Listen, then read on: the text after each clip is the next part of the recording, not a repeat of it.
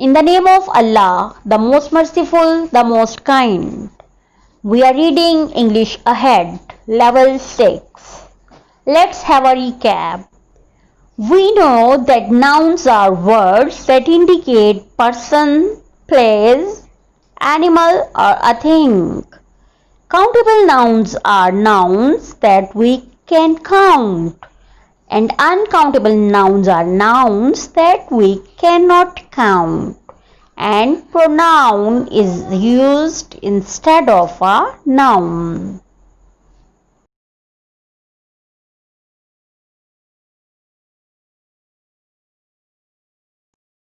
And the topic is parts of speech, and subtopics are adjective, adverb, prepositions and conjunctions.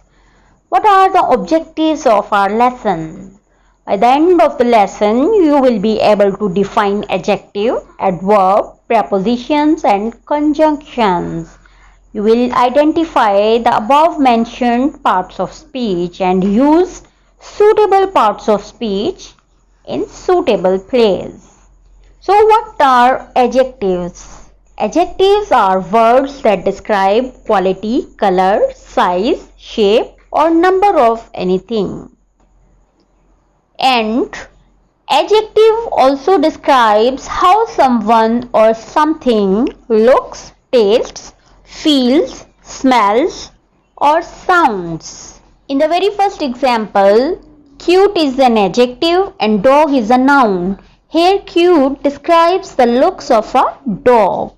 In the second example, sweet is an adjective and fruit is a noun. Here sweet describes the taste of a fruit. And in the third example, cold is an adjective and water is a noun. Here cold describes the feel of the water. So these are the examples of adjectives. Let's have a look on adverb. An adverb is the word that tells something more about a verb. My father came home early. Came is an action verb and early is a description. I ate my dinner quickly. Here ate is an action word and quickly describes the action word. An adverb tells how, where or when an action happens.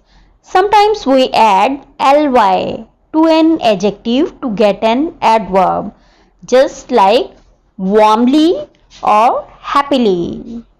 In these examples, we have added ly with warm and with happy. Adjectives and adverbs. Activity book page number 11 and 12. Complete the poem about a cat. Choose the correct answers. I'll read the poem with correct answers. The cat sleeps on your warm bed at night, and after you loudly shut the door and go to school. I walk slowly round the house, smelling interesting objects. Then I clean myself carefully. I am very proud of my appearance. When you finally come home after your long day, I am happy because it's time to eat. I wait impatiently while you get my food. Sometimes it's meat and sometimes fish, but it's always delicious. In the very first line of the poem, we have used warm. Warm is an adjective and we have used it with bed. Bed is a noun. We have used warm adjective with the noun bed.